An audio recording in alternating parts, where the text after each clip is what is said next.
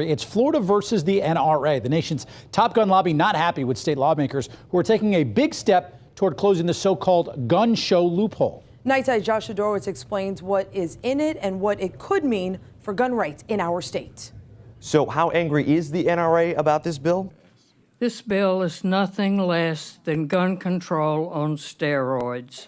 Gun control on steroids. That is NRA lobbyist Marion Hammer on this bill, which was passed out of a Republican-led Senate committee today. So what is this all about? Well, there are really two main points on gun sales here. The first, fairly straightforward. This bill will require background checks for private sales in public places, i.e. gun shows, right? But the second point, that seems to be more the sticking point for the NRA here. This bill also creates new requirements for private person-to-person gun sales.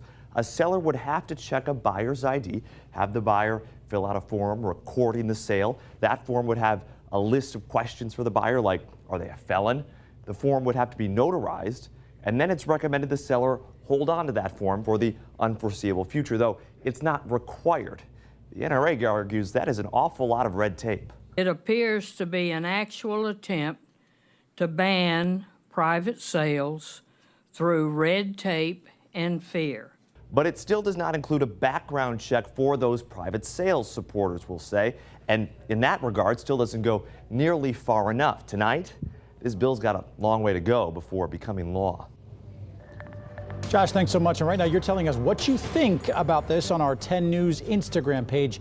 95% of you actually say that you agree with a bill that would require background checks at gun shows. If you want to chime in, open up our WTSP Instagram story and you look right there, you can vote.